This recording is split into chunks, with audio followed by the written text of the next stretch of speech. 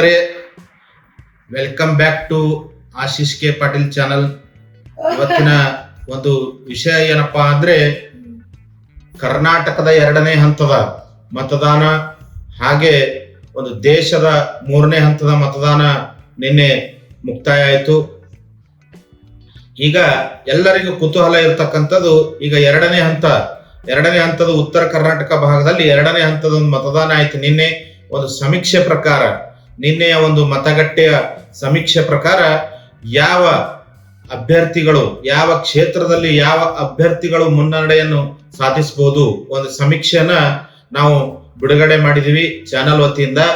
ಈ ಒಂದು ಏನಪ್ಪಾ ಅಂದ್ರೆ ಯಾವ ಅಭ್ಯರ್ಥಿಗಳು ನಿನ್ನೆ ಒಂದು ಮತಗಟ್ಟೆ ಸಮೀಕ್ಷೆ, ಇದು ಮತಗಟ್ಟೆ ಸಮೀಕ್ಷೆಯನ್ನ ಒಂದು ಕರೆಕ್ಟ್ ಆಗಿ ಬಹಳ ಎಲ್ಲ ಒಂದು ಜಿಲ್ಲೆಗಳಲ್ಲಿ ಒಂದು ಮತಗಟ್ಟೆ ಸಮೀಕ್ಷೆಯನ್ನ ಮಾಡಿದೀವಿ.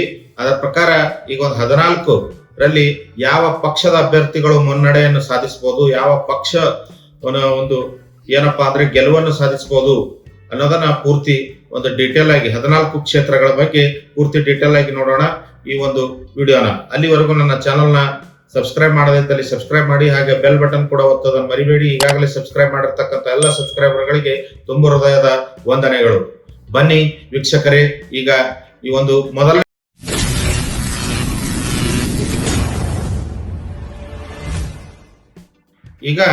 ಮೊದಲನೇದಾಗಿ ಗುಲ್ಬರ್ಗಾ ಲೋಕಸಭಾ ಕ್ಷೇತ್ರ. ಈ ಗುಲ್ಬರ್ಗಾ ಲೋಕಸಭಾ ಕ್ಷೇತ್ರದಲ್ಲಿ ಕಾಂಗ್ರೆಸ್ ನಿಂತ ಈ ಒಂದು ಏನಪ್ಪಾ ಅಂದ್ರೆ ಮಲ್ಲಿಕಾರ್ಜುನ್ ಖರ್ಗೆ, ಎಐಸಿಸಿ ಅಧ್ಯಕ್ಷರಾದಂತ ಮಲ್ಲಿಕಾರ್ಜುನ್ ಖರ್ಗೆ ಅವರು ಅಳಿಯಂದ್ರಾದಂತ ಯಾರಪ್ಪ ಅಂದ್ರೆ ರಾಧಾಕೃಷ್ಣ ದೊಡ್ಡಮನಿ ಅವರು ಸ್ಪರ್ಧೆ ಮಾಡಿದ್ದಾರೆ ಕಾಂಗ್ರೆಸ್ನಿಂದ. ಹಾಗೆ ಒಂದು ಬಿಜೆಪಿಯಿಂದ ಉಮೇಶ್ ಜಾಧವ್ ಅವರು ಹಾಲಿ ಸಂಸದರು. ಈಗ ಕಳೆದ ಬಾರಿ ಒಂದು ಏನಪ್ಪಾ ಅಂದ್ರೆ ಮಲ್ಲಿಕಾರ್ಜುನ್ ಖರ್ಗೆ ಅವರಿಗೆ ಒಂದು ಸೋಲಿಸಿರ್ತಕ್ಕಂತ ಉಮೇಶ್ ಜಾಧವ್ ಅವರು ಈ ಬಾರಿ ಏನಪ್ಪಾ ಅಂದ್ರೆ ಗುಲ್ಬರ್ಗಾದಲ್ಲಿ ಒಂದು ಗಾಳಿ ಚೇಂಜ್ ಆಗಿದೆ ಅಂತ ಹೇಳ್ಬೋದು. ಯಾಕಂದ್ರೆ ಈಗ ಉಮೇಶ್ ಜಾಧವ್ ಅವರಿಗೆ ಕಿಂತಲೂ ಒಂದು ಹೆಜ್ಜೆ ಮುಂದು ರಾಧಾಕೃಷ್ಣ ದೊಡ್ಡಮನಿ ಅವರು ಇದ್ದಾರೆ ಅಂತ ನಿನ್ನೆ ಒಂದು ಮತ ಏನಪ್ಪಾ ಅಂದ್ರೆ ನಿನ್ನೆ ಒಂದು ಮತದಾನದ ಒಂದು ಟೈಮ್ ಮುಗಿದ ಮೇಲೆ ಈ ಒಂದು ಸಮೀಕ್ಷೆ ಬಂದಿರೋ ಪ್ರಕಾರ ಏನಪ್ಪಾ ಅಂದ್ರೆ ಗುಲ್ಬರ್ಗಾದಲ್ಲಿ ರಾಧಾಕೃಷ್ಣ ದೊಡ್ಡಮನಿ ಅವರು ಒಂದು ಹೆಜ್ಜೆ ಮುಂದಿದ್ದಾರೆ. ಅಲ್ಲಿ ಒಂದು ಏನಪ್ಪಾ ಅಂದ್ರೆ ಕಾಂಗ್ರೆಸ್ನ ಗೆಲುವಿನ ನಗೆ ಬೀರುವ ಚಾನ್ಸಸ್ ಇದೆ ಗುಲ್ಬರ್ಗಾ ಲೋಕಸಭಾ ಕ್ಷೇತ್ರದಲ್ಲಿ.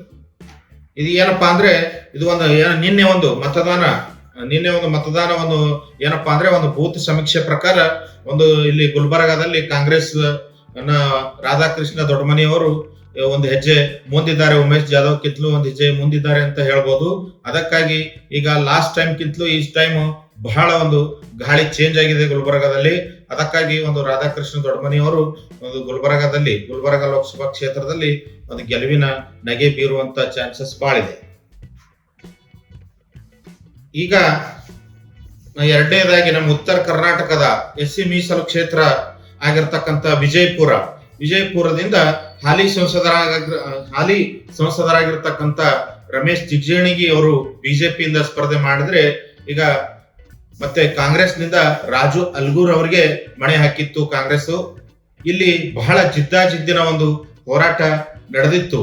ಯಾವ ಒಂದು ಅಭ್ಯರ್ಥಿ ಗೆಲ್ಲಬಹುದು ಅಂತ ಒಂದು ನಿಖರವಾಗಿ ನಿರೀಕ್ಷೆ ಮಾಡೋದಕ್ಕೂ ಒಂದು ಸಾಧ್ಯವಾಗಿರಲಿಲ್ಲ ಇಷ್ಟು ದಿವಸ. ಈಗ ನಿನ್ನೆ ಒಂದು ಏನಪ್ಪಾ ಅಂದ್ರೆ ಮತದಾನ ಮುಗಿದ ಮೇಲೆ ಒಂದು ಸಮೀಕ್ಷೆ ಪ್ರಕಾರ ಇಲ್ಲಿ ಹಾಲಿ ಸಂಸದರಾಗಿರ್ತಕ್ಕಂಥ ರಮೇಶ್ ಜಿಗಜಿಣಗಿ ಅವರು ಒಂದು ಹೆಜ್ಜೆ ಒಂದು ಏನಪ್ಪಾ ಅಂದ್ರೆ ಅಲ್ಗೂರ್ ಅವರಿಗೆ ಹಿಂದೆ ಹಾಕಿ ಒಂದು ಹೆಜ್ಜೆ ಮುಂದಿದ್ದಾರೆ ಅಂತ ಈ ಒಂದು ಸಮೀಕ್ಷೆಯಿಂದ ಹೇಳ್ಬೋದು. ಏನಪ್ಪಾ ಅಂದ್ರೆ ಅಲ್ಲಿ ಒಂದು ರಮೇಶ್ ಜಿಗಜಿಣಗಿ ಅವರು ಒಂದು ಗೆಲುವಿನ ನಗೆ ಬೀರುವಂತ ಚಾನ್ಸಸ್ ಎಲ್ಲವೂ ಕೂಡ ಇದೆ. ವಿಜಯಪುರ ಲೋಕಸಭಾ ಕ್ಷೇತ್ರ ಇರ್ತಕ್ಕಂಥ ಒಂದು ಕ್ಷೇತ್ರ ಯಾವ್ದಪ್ಪ ಅಂದ್ರೆ ನಮ್ಮ ಕಾಂಗ್ರೆಸ್ನ ಪ್ರಭಾವಿ ಸಚಿವರಾಗಿರ್ತಕ್ಕಂಥ ಸತೀಶ್ ಜಾರಕಿಹೊಳಿ ಅವರ ಪುತ್ರಿ ಪ್ರಿಯಾಂಕಾ ಜಾರಕಿಹೊಳಿ ಅವರು ಕಾಂಗ್ರೆಸ್ನಿಂದ ಸ್ಪರ್ಧಿಸಿದ್ರೆ, ಹಾಗೆ ಹಾಲಿ ಸಂಸದರಾಗಿರ್ತಕ್ಕಂಥ ಅಣ್ಣಾ ಸಾಹೇಬ್ ಜೊಲ್ಲೆ ಅವರು ಬಿಜೆಪಿಯಿಂದ ಸ್ಪರ್ಧಿಸಿರ್ತಕ್ಕಂಥ ಈ ಒಂದು ಚಿಕ್ಕೋಡಿ ಮತಕ್ಷೇತ್ರವು ಏನಪ್ಪಾ ಅಂದ್ರೆ ಬಹಳ ತೀವ್ರ ಕುತೂಹಲ, ತೀವ್ರ ಪೈಪೋಟಿಯನ್ನ ನಡೆದಿರ್ತಕ್ಕಂಥ ಎರಡು ಪಕ್ಷದ ನಡುವೆ ಏನಪ್ಪಾ ಅಂದ್ರೆ ತೀವ್ರ ಪೈಪೋಟಿ ಇರ್ತಕ್ಕಂಥ ಕ್ಷೇತ್ರ. ಈ ಒಂದು ಯಾವುದು ಒಂದು ನಿಖರವಾಗಿ ಹೇಳ್ತಕ್ಕಂಥ ಇಲ್ಲಿವರೆಗೂ ಏನು ಒಂದು ಯಾರು ಒಂದು ಗೆಲ್ಬಹುದು ಅಂತ ಯಾರಿಗೂ ಕೂಡ ಒಂದು ವಹಿಸಿರಲಿಲ್ಲ. ಆದ್ರೆ ನಿನ್ನೆ ಒಂದು ಮತದಾನ ನಡೆದಿರ್ತಕ್ಕಂಥ ಒಂದು ಸಮೀಕ್ಷೆಯ ಪ್ರಕಾರ ಈಗ ಅಣ್ಣಾ ಸಾಹೇಬ್ ಜೊಲ್ಲೆ ಅವರಿಗೆ ಹಿಂದೆ ಹಾಕಿ ಪ್ರಿಯಾಂಕಾ ಜಾರಕಿಹೊಳಿ ಅವರು ಒಂದು ಹೆಜ್ಜೆ ಮುಂದಿದ್ದಾರೆ. ಇದು ಸುಲಭವಾಗಿ ಒಂದು ಕೈವಶ ಆಗುವಂತ ಒಂದು ಕ್ಷೇತ್ರ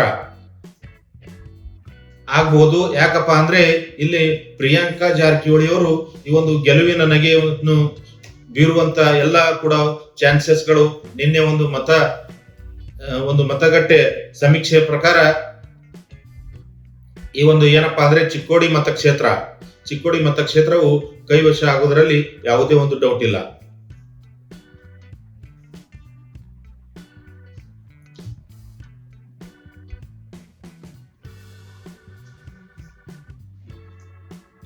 ವೀಕ್ಷಕರೇ, ಈಗ ಇನ್ನೊಂದು ಏನಪ್ಪಾ ಅಂದ್ರೆ ತೀವ್ರ ಕುತೂಹಲವನ್ನು ಕೆರಳಿಸಿರ್ತಕ್ಕಂಥ ಏನಪ್ಪಾ ಅಂದ್ರೆ ಈಗ ನಮ್ಮ ಕಾಂಗ್ರೆಸ್ನ ಪ್ರಭಾವಿ ಸಚಿವರಾಗಿರ್ತಕ್ಕಂಥ ಸತೀಶ್ ಜಾರಕಿಹೊಳಿ ಅವರ ಪುತ್ರಿ ಅಂದ್ರೆ ಅವರ ಒಂದು ಮಗಳು ಏನಪ್ಪಾ ಅಂದ್ರೆ ಕಾಂಗ್ರೆಸ್ನಿಂದ ಸ್ಪರ್ಧಿಸಿದ್ರೆ, ಮತ್ತೆ ಈಗ ಹಾಲಿ ಸಂಸದರಾಗಿರ್ತಕ್ಕಂಥ ಅಣ್ಣಾ ಸಾಹೇಬ್ ಜೊಲ್ಲೆ ಅವರು ಬಿಜೆಪಿ ಪಕ್ಷದಿಂದ ಸ್ಪರ್ಧಿಸಿದ್ದಾರೆ, ಹಾಲಿ ಸಂಸದರು.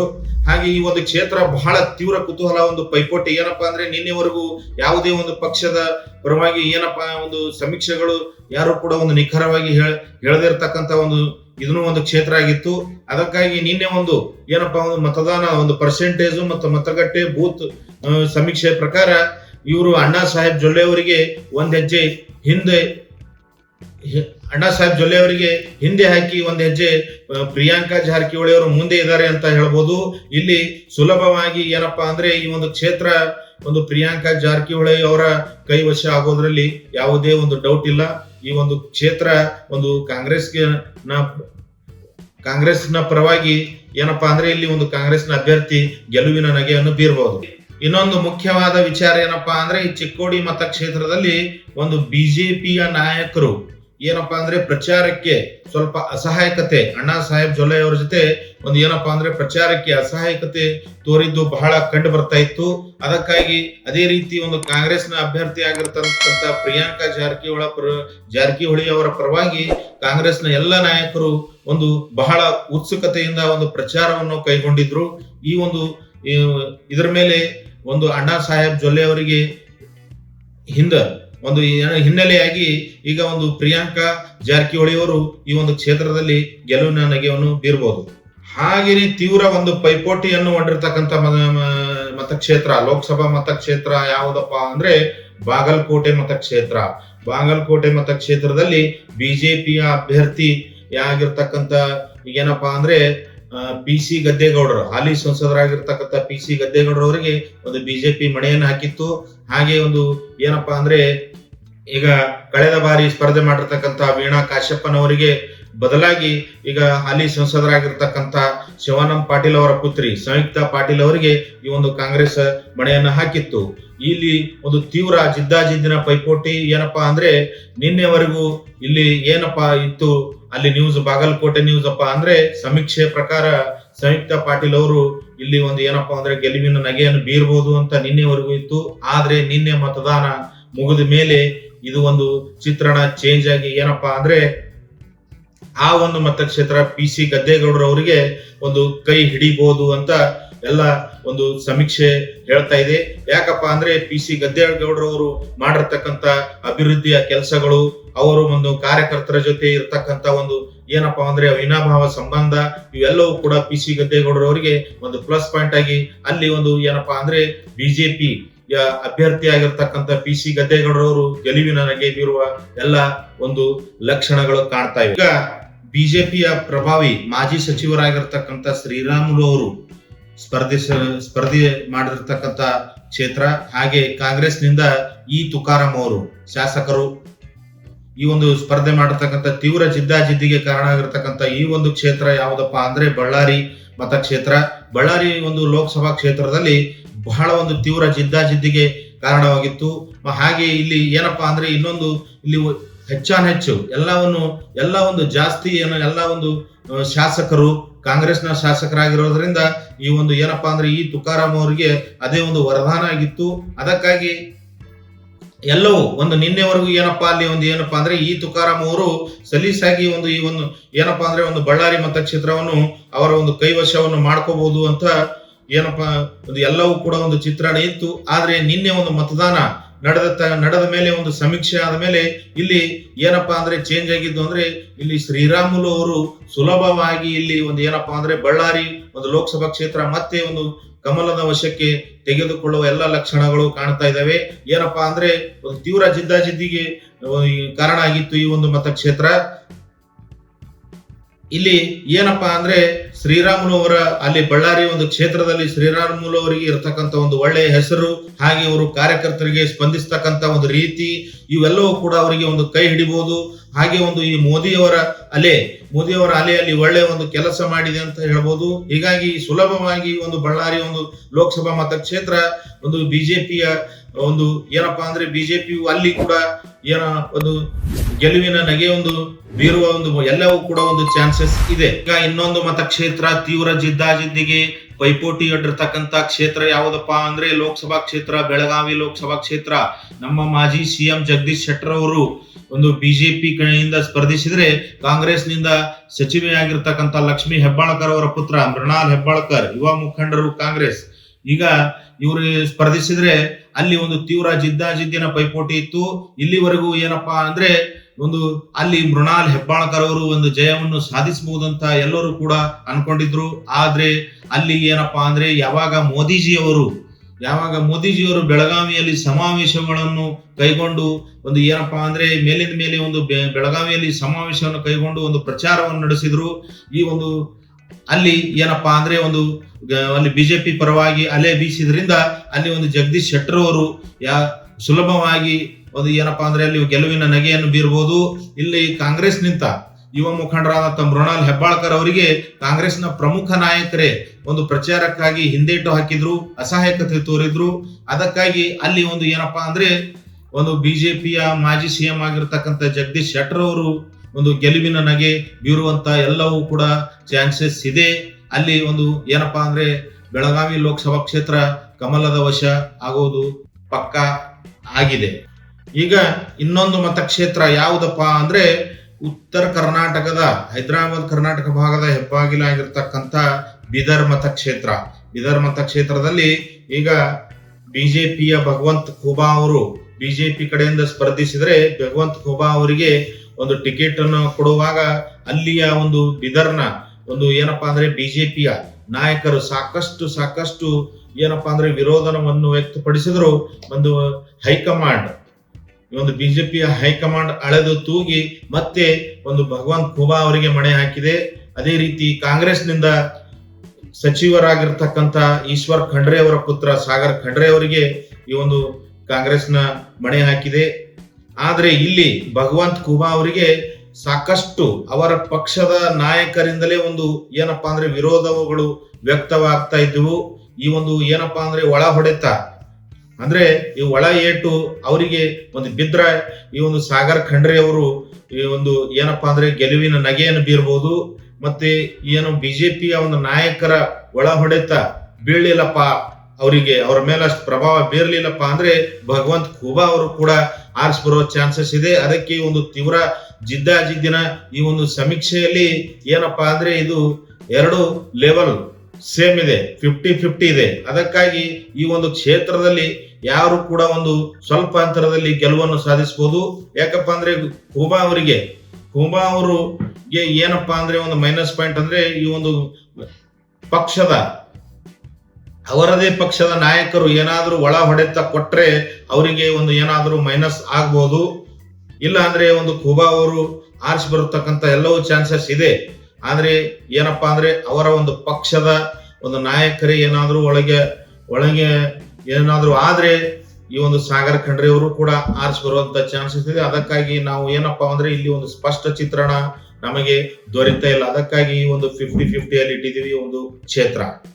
ಹಾಗೇನೆ ಮತ್ತೊಬ್ಬ ಮಾಜಿ ಸಿಎಂ ಸ್ಪರ್ಧೆ ಮಾಡಿರ್ತಕ್ಕಂಥ ಕ್ಷೇತ್ರ ಹಾವೇರಿ ಮತಕ್ಷೇತ್ರ. ಬಸವರಾಜ ಬೊಮ್ಮಾಯಿ ಅವರು ಬಿಜೆಪಿಯಿಂದ ಸ್ಪರ್ಧೆ ಮಾಡಿದರೆ ಕಾಂಗ್ರೆಸ್ನ ಒಂದು ಆನಂದ್ ಗಡ್ಡದೇವರ ಮಠ್ ಅವರಿಗೆ ಒಂದು ಮಣೆಯನ್ನು ಹಾಕಿತ್ತು. ಈ ಒಂದು ಕ್ಷೇತ್ರದಲ್ಲಿ ಒಂದು ಏನಪ್ಪಾ ಅಂದ್ರೆ ತೀವ್ರ ಜಿದ್ದಾಜಿದ್ದಿನ ಪೈಪೋಟಿ ಇಲ್ಲಿಯೂ ಕೂಡ ನಡೆದಿತ್ತು. ಆದ್ರೆ ಈಗ ನಿನ್ನೆ ಒಂದು ಮತದಾನ ಮುಗಿದ ನಂತರ ಒಂದು ಸಮೀಕ್ಷೆ ಪ್ರಕಾರ, ನಮ್ಮ ಒಂದು ಸಮೀಕ್ಷೆ ಪ್ರಕಾರ ಈ ಒಂದು ಲೋಕಸಭಾ ಹಾವೇರಿ ಒಂದು ಲೋಕಸಭಾ ಕ್ಷೇತ್ರ ಒಂದು ಏನಪ್ಪಾ ಅಂದ್ರೆ ಕಮಲದ ವಶ ಆಗೋದ್ರಲ್ಲಿ ಯಾವುದೇ ಡೌಟ್ ಇಲ್ಲ. ಇಲ್ಲಿ ಒಂದು ಏನಪ್ಪಾ ಅಂದ್ರೆ ಕಮಲ ಪಕ್ಷ ಒಂದು ಗೆಲುವಿನ ನಗೆಯನ್ನು ಬೀರಬಹುದು. ಈಗ ಇನ್ನೊಂದು ಮತಕ್ಷೇತ್ರ ಯಾವ್ದಪ್ಪ ಅಂದ್ರೆ ಹುಬ್ಬಳ್ಳಿ ಧಾರವಾಡ. ಈಗ ಕೇಂದ್ರ ಸಚಿವರಾಗಿರ್ತಕ್ಕಂಥ ಪ್ರಹ್ಲಾದ್ ಜೋಶಿ ಅವರು ಬಿಜೆಪಿ ಪಕ್ಷದಿಂದ ಸ್ಪರ್ಧೆ ಮಾಡಿದ್ರೆ, ಅದೇ ಕಾಂಗ್ರೆಸ್ ಪಕ್ಷದಿಂದ ವಿನೋದ್ ಅಸೂತಿ ಅವರು ಸ್ಪರ್ಧೆ ಮಾಡಿರ್ತಕ್ಕಂಥ ಒಂದು ಕ್ಷೇತ್ರ. ಇಲ್ಲಿ ಏನಾಗಿತ್ತಪ್ಪ ಅಂದ್ರೆ ಒಂದು ದಿಂಗಾಲೇಶ್ವರ ಶ್ರೀಗಳು ಒಂದು ಅವರು ಕೂಡ ಒಂದು ಸ್ಪರ್ಧೆ ಮಾಡ್ತೀನಿ ಅಂತ ಹೇಳಿ ಒಂದು ಏನಪ್ಪಾ ಒಂದು ಇದು ಮಾಡಿದ್ಮೇಲೆ ಈ ಒಂದು ಲಿಂಗಾಯತ ಮತಗಳು ಏನಾದ್ರೂ ವಿಭಜನೆ ಆಗ್ಬಹುದು. ಇಲ್ಲಿ ವಿನೋದ್ ಅಸೂತಿ ಅವರು ಒಂದು ಚಾನ್ಸ್ ಸಿಗಬಹುದು ಅಂತ ಎಲ್ಲವೂ ಕೂಡ ಒಂದು ಚರ್ಚೆ ನಡೆದಿತ್ತು.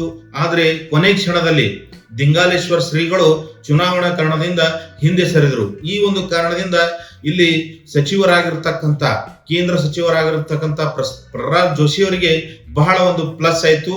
ಹಾಗೆ ಇನ್ನೊಂದು ಏನಪ್ಪಾ ಅಂದ್ರೆ ಈ ಹುಬ್ಬಳ್ಳಿಯಲ್ಲಿ ನಡೆದಿರ್ತಕ್ಕಂಥ ನೇಹಾ ಹತ್ಯೆ ಕೇಸ್, ಇದು ಕೂಡ ಒಂದು ಪ್ರಹ್ಲಾದ್ ಜೋಶಿ ಅವರಿಗೆ ಬಹಳ ಒಂದು ಪ್ಲಸ್ ಆಗಿ ಈಗ ಈ ಒಂದು ಕ್ಷೇತ್ರದಲ್ಲಿ ಪ್ರಹ್ಲಾದ್ ಜೋಶಿ ಅವರು ಮತ್ತೆ ಒಂದು ಗೆಲುವಿನ ನಗೆಯನ್ನು ಬೀರುವ ಎಲ್ಲ ಒಂದು ಸ್ಪಷ್ಟ ಚಿತ್ರಣ ನಮಗೆ ದೊರೀತಾ ಇದೆ ಈ ಒಂದು ಮತಗಟ್ಟೆ ಸಮೀಕ್ಷೆಯಿಂದ. ಇಲ್ಲಿ ಈ ಒಂದು ಕ್ಷೇತ್ರವು ಕೂಡ ಒಂದು ಕಮಲದ ವಶ ಆಗೋದ್ರಲ್ಲಿ ಯಾವುದೇ ಒಂದು ಸಂದೇಹ ಇಲ್ಲ. ಈಗ ಹಾಗೇನೆ ಏನಪ್ಪಾ ಅಂದ್ರೆ ಅಲ್ಪಸಂಖ್ಯಾತ ಮತ್ತು ಕುರುಬ ಮತಗಳನ್ನು ಹೆಚ್ಚಿರ್ತಕ್ಕಂಥ ಈ ಒಂದು ಕೊಪ್ಪಳ ಮತಕ್ಷೇತ್ರದಲ್ಲಿ ಬಿಜೆಪಿ ಹಾಲಿ ಸಂಸದರಾಗಿರ್ತಕ್ಕಂಥ ಸಂಗಣ್ಣ ಕರಡಿ ಅವರಿಗೆ ಟಿಕೆಟ್ ಅನ್ನ ನಿರಾಕರಿಸಿತ್ತು.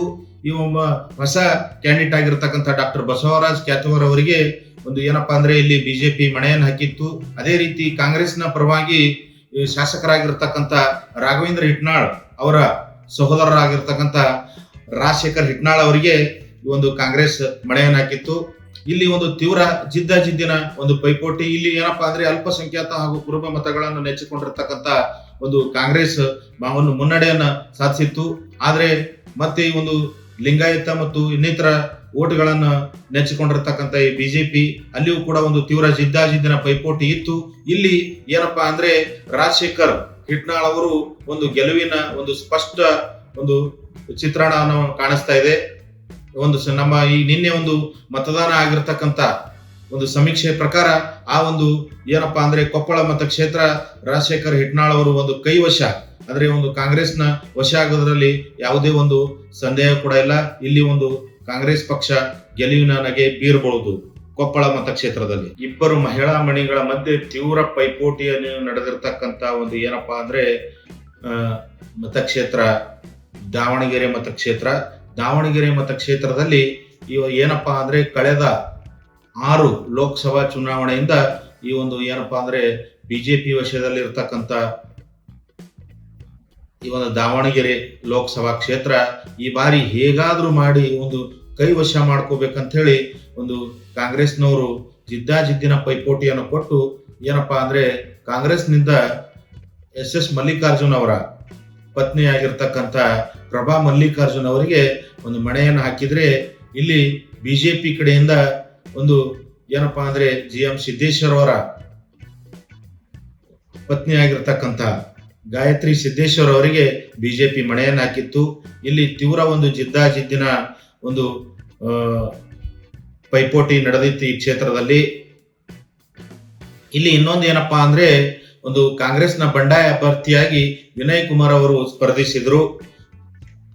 ಈ ಒಂದು ವಿನಯ್ ಕುಮಾರ್ ಅವರು ಈ ಒಂದು ಕಾಂಗ್ರೆಸ್ನ ಅಭ್ಯರ್ಥಿ ಆಗಿರ್ತಕ್ಕಂಥ ಪ್ರಭಾ ಮಲ್ಲಿಕಾರ್ಜುನ್ ಅವರ ಸೋಲಿಗೆ ಕಾರಣ ಆಗ್ತಾರೆ ಅಂತ ಒಂದು ಎಲ್ಲವೂ ಕೂಡ ಒಂದು ಕ್ಷೇತ್ರದಲ್ಲಿ ಒಂದು ಗಾಳಿ ಇತ್ತು. ಆದ್ರೆ ಒಂದು ವಿನಯ್ ಕುಮಾರ್ ಅವರು ಒಂದು ಎಲೆಕ್ಷನ್ ಇನ್ನು ಮತದಾನ ಒಂದು 2-3 ದಿವಸ ಇರ್ಲಿಕ್ಕಾಗಿ ನ್ಯೂಟ್ರಲ್ ಆದ್ರು ಅಂತ ಅಲ್ಲಿನ ಒಂದು ಸಮೀಕ್ಷೆ ಹೇಳ್ತಾ ಇದೆ. ಅವರು ನ್ಯೂಟ್ರಲ್ ಆಗಿದ್ರೆ ಅವ್ರು ಏನಾದ್ರು ವಿನಯ್ ಕುಮಾರ್ ಅವರು 1 ಲಕ್ಷಕ್ಕಿಂತ ಹೆಚ್ಚಿಗೆ ಮತಗಳನ್ನು ಪಡಿತಾರೆ. ಈ ಒಂದು ಏನಪ್ಪಾ ಅಂದ್ರೆ ಕಾಂಗ್ರೆಸ್ನ ಅಭ್ಯರ್ಥಿ ಆಗಿರ್ತಕ್ಕಂಥ ಪ್ರಭಾ ಮಲ್ಲಿಕಾರ್ಜುನ್ ಅವರು ಒಂದು ಸೋಲಿಗೆ ಕಾರಣ ಆಗ್ತಾರೆ ವಿನಯ್ ಕುಮಾರ್ ಅವರು ಅಂತ ಎಲ್ಲವೂ ಕೂಡ ಒಂದು ಚರ್ಚೆ ನಡೆದಿತ್ತು. ಅಲ್ಲಿ ಏನಪ್ಪಾ ಅಂದ್ರೆ ಗಾಯತ್ರಿ ಸಿದ್ದೇಶ್ವರ್ ಅವರು ಒಂದು ಏನಪ್ಪಾ ಗೆಲುವಿನ ನಗೆ ಬೀರ್ಬೋದು ಅಂತ ಹೇಳಿ ಎಲ್ಲವೂ ಕೂಡ ಚರ್ಚೆ ನಡೆದಿತ್ತು. ಆದ್ರೆ ಈಗ ಒಂದು 2-3 ದಿವಸದಿಂದ ಆಗಿರ್ತಕ್ಕಂಥ ಬೆಳವಣಿಗೆಗಳ ನೋಡ್ತಾ ಇದ್ರೆ, ನಿನ್ನೆ ಒಂದು ಮತದಾನ ಆಗಿರ್ತಕ್ಕಂಥ ಒಂದು ನೋಡ್ತಾ ಇದ್ರೆ, ಅಲ್ಲಿ ಪ್ರಭಾ ಮಲ್ಲಿಕಾರ್ಜುನ್ ಅವರು ಒಂದು ಹೆಜ್ಜೆ ಮುಂದಿದ್ದಾರೆ. ಗಾಯತ್ರಿ ಸಿದ್ದೇಶ್ವರ್ ಅವರಿಗಿಂತ ಒಂದು ಹೆಜ್ಜೆ ಮುಂದಿದ್ದಾರೆ. ಅಲ್ಲಿ ಒಂದು ದಾವಣಗೆರೆ ಮತಕ್ಷೇತ್ರ ಕಾಂಗ್ರೆಸ್ ಕೈವಶ ಆಗುವುದರಲ್ಲಿ ಯಾವುದೇ ಒಂದು ಸಂದೇಹ ಇಲ್ಲ.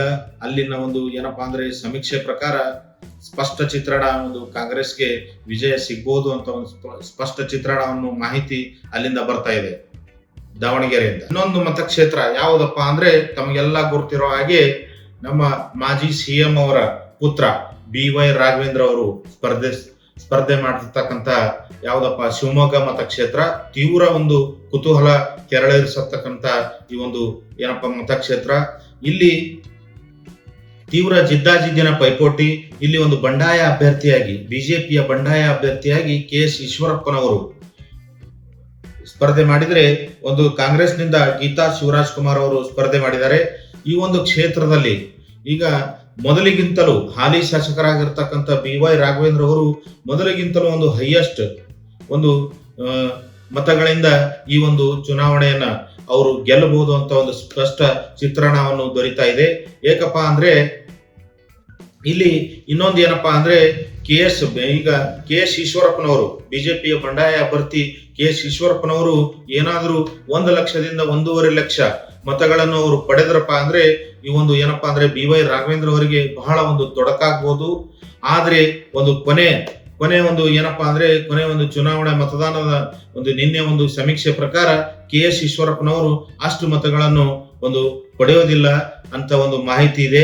ಅದಕ್ಕಾಗಿ ಇಲ್ಲಿ BY ರಾಘವೇಂದ್ರ ಅವರು ಒಂದು ಗೆಲುವಿನ ನಗೆ ಮತ್ತು ಹೆಚ್ಚಿನ ಒಂದು ಅಂತರದಿಂದ ಈ ಒಂದು ಶಿವಮೊಗ್ಗ ಮತಕ್ಷೇತ್ರದಲ್ಲಿ ಗೆಲುವಿನ ನಗೆಯನ್ನು ಬೀರಬಹುದು. ಈ ಒಂದು ಕ್ಷೇತ್ರ ಮತ್ತೆ ಕಮಲದ ವಶದಲ್ಲಿ ಇರೋದಕ್ಕೆ ಯಾವುದೇ ಒಂದು ಸಂದೇಹ ಇಲ್ಲ. ಈಗ ಹಾಲಿ ಸಂಸದರಾಗಿರ್ತಕ್ಕಂಥ BY ರಾಘವೇಂದ್ರ ಅವರು ಈ ಒಂದು ಶಿವಮೊಗ್ಗ ಮತಕ್ಷೇತ್ರದಲ್ಲಿ ಗೆಲುವಿನ ನಗೆಯನ್ನು ಬೀರುವಂತ ಸ್ಪಷ್ಟ ಚಿತ್ರಣವನ್ನು ಬರ್ತಾ ಇದೆ ಅಲ್ಲಿಂದ. ಈಗ ಇನ್ನೊಂದು ಮತಕ್ಷೇತ್ರ ಯಾವುದಪ್ಪ ಅಂದ್ರೆ ಉತ್ತರ ಕನ್ನಡ ಮತಕ್ಷೇತ್ರ. ಉತ್ತರ ಕನ್ನಡ ಮತಕ್ಷೇತ್ರದಲ್ಲಿ ಹಿಂದೂ ಫೈರ್ ಬ್ರ್ಯಾಂಡ್ ಆಗಿರ್ತಕ್ಕಂಥ ಅನಂತ್ ಕುಮಾರ್ ಹೆಗಡೆ ಅವರಿಗೆ ಒಂದು ಬಿಜೆಪಿ ಟಿಕೆಟ್ ಅನ್ನ ನಿರಾಕರಿಸಿತ್ತು. ಹಾಗೆ ವಿಶ್ವೇಶ್ವರ ಹೆಗಡೆ ಕಾಗೇರಿ ಅವರಿಗೆ ಈ ಒಂದು ಬಿಜೆಪಿ ಪಕ್ಷ ಮಣೆಯನ್ನು ಹಾಕಿತ್ತು. ಹಾಗೆ ಕಾಂಗ್ರೆಸ್ನಿಂದ ಒಂದು ಏನಪ್ಪಾ ಅಂದ್ರೆ ಅಂಜಲಿ ನಿಂಬಾಳ್ಕರ್ ಅವರಿಗೆ ಕಾಂಗ್ರೆಸ್ ಒಂದು ಟಿಕೆಟ್ ಅನ್ನ ಕೊಟ್ಟಿತ್ತು. ಈ ಒಂದು ಕ್ಷೇತ್ರದಲ್ಲಿ ಬಹಳ ಒಂದು ಜಿದ್ದಾಜಿದ್ದಿನ ಪೈಪೋಟಿ ಇತ್ತು. ಆದ್ರೆ ಅಲ್ಲಿನ ಒಂದು ಏನಪ್ಪಾ ಅಂದ್ರೆ ಒಂದು ಬಿಜೆಪಿಯ ಒಂದು ಸಂಘಟನೆ ಹಾಗೆ ಒಂದು ಹಿಂದುತ್ವದ ಒಂದು ಈ ಒಂದು ವೋಟ್ ಬ್ಯಾಂಕ್, ಈ ಒಂದು ಕಾರಣದಿಂದ ಅಲ್ಲಿ ವಿಶ್ವೇಶ್ವರ ಹೆಗಡೆ ಕಾಗೇರಿ ಅವರು ಬಹಳ ಸಲೀಸಾಗಿ ಬಹಳ ಸುಲಭವಾಗಿ ಅಲ್ಲಿನ ಒಂದು ಗೆಲುವಿನ ನಗೆಯನ್ನು ಬೀರಬಹುದು. ಉತ್ತರ ಕನ್ನಡ ಮತಕ್ಷೇತ್ರವು ಕೂಡ ಒಂದು ಕಮಲದ ಪಕ್ಷದ ವಶ ಆಗ್ಲಿಕ್ಕೆ ಯಾವುದೇ ಒಂದು ಸಂದೇಹ ಇಲ್ಲ. ಅಲ್ಲಿ ಒಂದು ಸ್ಪಷ್ಟ ಚಿತ್ರಣ ಅಲ್ಲಿಂದ ದೊರೀತಾ ಇದೆ. ಈಗ ಇನ್ನೊಂದು ಏನಪ್ಪಾ ಅಂದ್ರೆ ನಿನ್ನೆ ನಡೆದಂತ ಮತದಾನದಲ್ಲಿ 14 ಮತಕ್ಷೇತ್ರಗಳಲ್ಲಿ ಈಗ ಒಂದು ST ಮೀಸಲಾತಿ ಕ್ಷೇತ್ರ ರಾಯಚೂರು ಮತಕ್ಷೇತ್ರ. ಈ ಒಂದು ರಾಯಚೂರು ಮತಕ್ಷೇತ್ರದಲ್ಲಿ ಒಂದು ಏನಪ್ಪಾ ಅಂದ್ರೆ ಹಾಲಿ ಸಂಸದರಾಗಿರ್ತಕ್ಕಂಥ ಬಿಜೆಪಿಯ ರಾಜಾ ಅಂಬರೀಶ್ ನಾಯಕ್ ಅವರಿಗೆ ಬಿಜೆಪಿ ಮಣೆಯನ್ನು ಹಾಕಿತ್ತು. ಆದ್ರೆ ಮತ್ತೆ ಕಾಂಗ್ರೆಸ್ನಿಂದ ಒಂದು ಏನಪ್ಪಾ ಅಂದ್ರೆ ಕುಮಾರ್ ನಾಯಕ್, ನಿವೃತ್ತ IAS ಅಧಿಕಾರಿಯಾಗಿ ಕುಮಾರ್ ನಾಯಕ್ ಅವರು ಸ್ಪರ್ಧೆ ಮಾಡಿದ್ರು. ಮತ್ತೆ ಏನಪ್ಪಾ ಅಂದ್ರೆ ಇಲ್ಲಿ ಒಂದು ಏನಪ್ಪಾ BV ನಾಯಕ್ ಅವರ ಒಂದು ಬಂಡಾಯದಿಂದ ಒಂದು ಈ ಒಂದು ಬಿಜೆಪಿ ಅಭ್ಯರ್ಥಿಗೆ ಹಿನ್ನಡೆ ಆಗಬಹುದು ಅಂತ ಎಲ್ಲವೂ ಕೂಡ ಒಂದು ಕ್ಷೇತ್ರದಲ್ಲಿ ಲೆಕ್ಕಾಚಾರ ನಡೆದಿತ್ತು. ಆದ್ರೆ ಎಲ್ಲವೂ ಒಂದು ಬಿಜೆಪಿಯ ಒಂದು ಮೋದಿ ಅವರ ಅಲೆಯಲ್ಲಿ ಈ ಕ್ಷೇತ್ರವು ಕೂಡ ಒಂದು ಕಾಂಗ್ರೆಸ್ಗಿಂತ ಒಂದು ಹೆಜ್ಜೆ ಮುಂದಿದೆ. ಒಂದು ರಾಜಾ ಅಂಬರೀಶ್ ನಾಯಕ್ ಅವರ ಅಲ್ಲಿನ ಒಂದು ಎಲ್ಲ ಕಾರ್ಯಕರ್ತರ ಜೊತೆ ಸ್ಪಂದಿಸಿರ್ತಕ್ಕಂಥ ರೀತಿ, ಹಾಗೆ ಅವರ ಅಭಿವೃದ್ಧಿ ಕೆಲಸಗಳು, ಹಾಗೆ ಒಂದು ಮೋದಿ ಅವರ ಗ್ಯಾರಂಟಿ ಯೋಜನೆಗಳು, ಇವೆಲ್ಲವೂ ಕೂಡ ಅವರು ಒಂದು ಕರೆಕ್ಟ್ ಆಗಿ ಎಲ್ಲ ಒಂದು ಕಾರ್ಯಕರ್ತರಿಗೆ ಮತದಾರರಿಗೆ ತಲುಪಿಸಿದ್ದಾರೆ ಅನ್ಸುತ್ತೆ.